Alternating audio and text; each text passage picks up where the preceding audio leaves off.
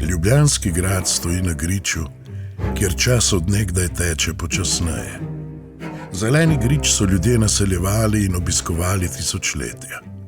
Zakaj prav tu? Višje je bilo varneje in pogled je segal dlje. Na grajski planoti so najprej postavili leseno utrdbo.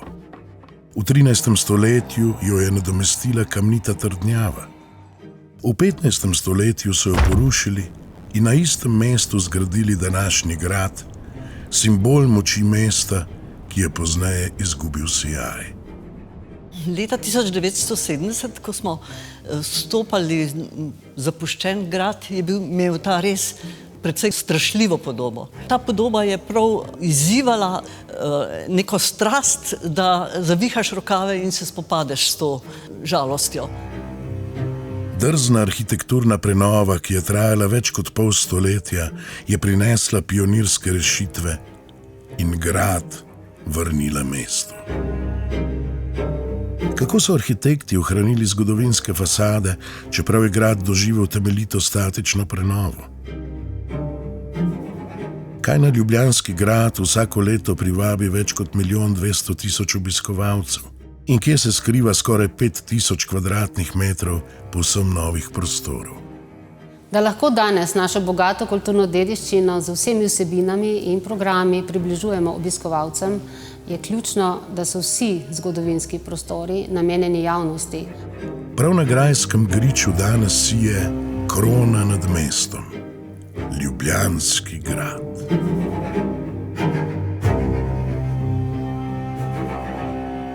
Kot zgodovinarja me pri Ljubljanskem gradu mogoče najbolj gane njegova trdoživost. V drugi polovici 15. stoletja je bil zgrajen kot trdnjava ter kot občasno cesarjevo bivališče, kasneje tudi rezidenca deželnega glavarja. Ko turška nevarnost mine, se začne njegov postopen upad. Ljubljanski grad je uporabljen kot skladišče in vojašnica. Skoraj celotno 19. stoletje služi kot kaznilnica, v prvi polovici 20. stoletja vse do začetka obnove pa je uporabljen kot socialna stanovanja za družine iz družbenega obrobja.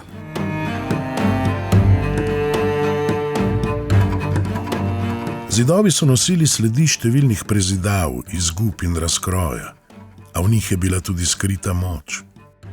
To je prepoznal arhitekt Edo Ravnikar mlajši, ki je leta 1969 zmagal na javnem natečaju za prenovo Ljubljanskega gradu. Po dobljenem naročilu je pri Zavodu za ureditev Stare Ljubljane ustanovil biro za obnovo Ljubljanskega gradu, kjer sta se mu pridružila arhitekta Majda Kregar in Miha Kerin. Njihovo delo se je pozneje nadaljevalo v okviru arhitekturnega biroja Ambient. Takrat v 70. letih ni bilo ne pri nas, ne v svetu podobnega zgleda, kot je bil ta naš. Ljubljanski grad je namreč bil v samem srcu Ljubljane, ogromen kompleks, pa zelo devastiran. Zato smo morali imeti svojo vizijo, svoje ideje, pionirske, tako rekoč. Grad ni bil grajen kot dvorec. Njegovi prostori so ozki in obrambni. Da je lahko postal odprt za ljudi, je bilo treba skriti vse, kar omogoča njegovo sodobno delovanje. Arhitekti so zato vso podporno infrastrukturo preselili v globino. Pod grajskim dvoriščem je v 2 nivojih nastalo 4770 kvadratnih metrov novih podzemnih prostorov. Navzven so globoki posegi delovali dramatično, a prav zato so zgodovinski prostori ostali neobremenjeni in grad je dobil novo življenje. Mi smo bili zelo občutljivi glede zidov in strukture zidov, zato smo opustili to navado, ki je bila takrat v veljavi, da se zidove zareže in vajne vlije betonske vezi protipotresne. Mi smo to rešili na ta način, da smo na vrhu zidov postavili stroje za geološko vrtanje, izvrtali luknje z vrha do tal, do temelja, v skalo, vložili jeklene dividak sidra, jih zalili z betonom in povezali na vrh z vencem. To se je izkazalo za odlično statično sanacijo. Ideje arhitektov so bile za svoj čas izjemno drzne in so odstopale od tedanje prakse spomeniškega varstva. Sprožile so dolgotrajna strokovna nesoglasja in pomisleke tudi pri takratnih mestnih oblasteh. Vmes so potekali tudi sodni postopki, ki so za več let povsem ustavili prenovo. Šele proti koncu 80. let prejšnjega stoletja se je na gradu začelo resnično sodelovanje strok. Sodelovanje, ki ga je spremljal dialog in tudi burne razprave.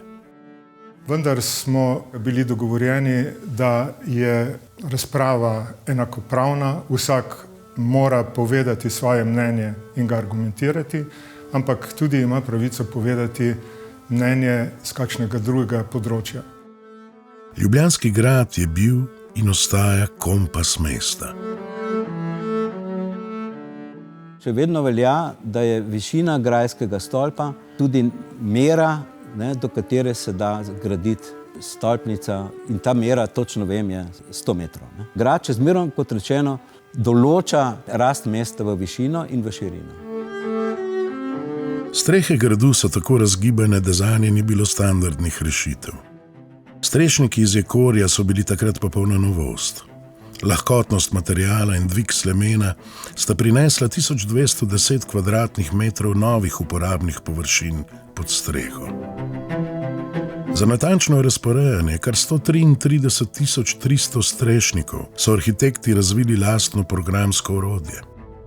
Naš koncept prenove je zasnovan tudi na odločitvi, da bodo vsi novi elementi arhitekturni, ki so potrebni za funkcioniranje v današnjem času, opazno drugačni od dediščine. Kakor so bile prejšnje, je ta obnova svoja faza in ima svoj prostor na gradu.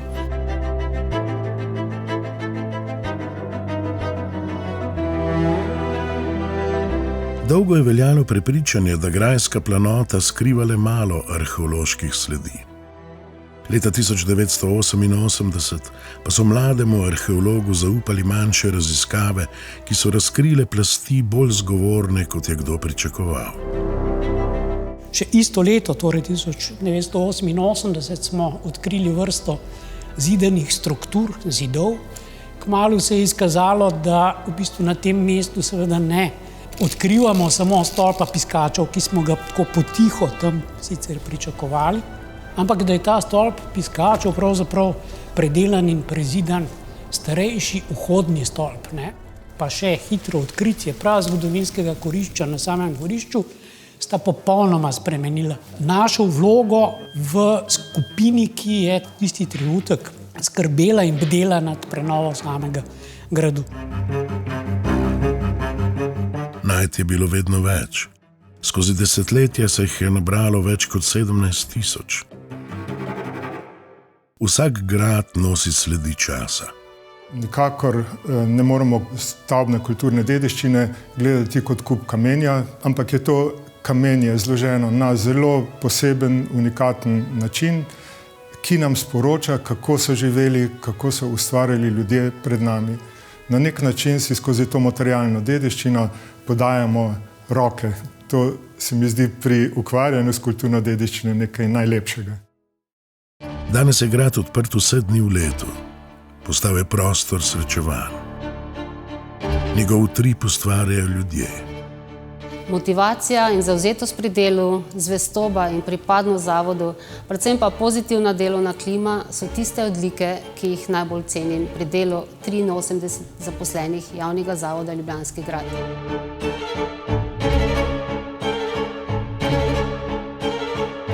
Preplet kulturno-umetniških vsebin z področja glasbe, filma, likovno-galerijske umetnosti, programov za otroke, festivalov in stalne postavitve, lutkovni muzej, virtualni grad, slovenska zgodovina, kaznilnica, grajsko orožje nam omogočajo, da smo v svoji ponudbi dovolj privlačni, da smo najbolj obiskana turistična točka v Sloveniji, na kar smo seveda zelo ponosni.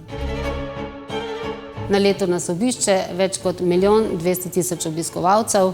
Naša tirna vzpenjača, ki leta 2026 praznuje že 20-letnico delovanja, na leto pripelje več kot 500 000 potnikov.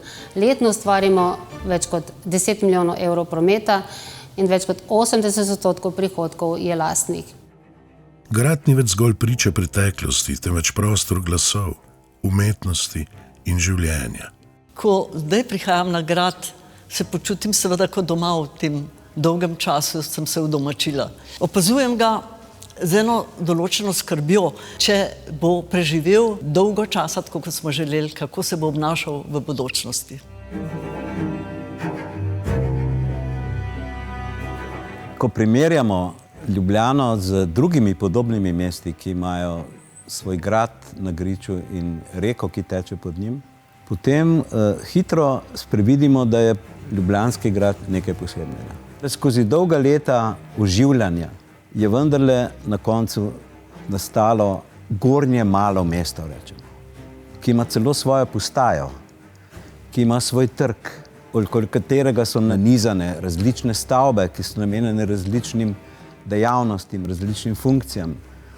Ima svojo cerkev, svojo koncertno dvorano in po drugi strani tudi muzej, pa ne samo muzej. Ne? On je tudi simbol in krona mesta pod sabo.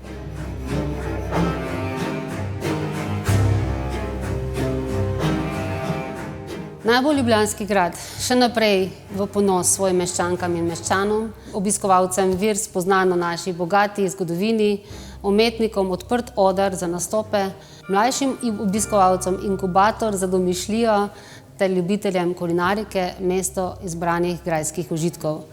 Prav vsem pa naj bo kraj, kjer jih bo pričakalo urejeno okolje, prijazen pozdrav, varno zavetje mogočnih grajskih zidov ter ponosen simbol mesta. To so naše želje za prihodnost. Grad danes živi, ne kot kralj, temveč kot prijatelj. In vsak, ki pride, za hip postane del njegove zgodbe.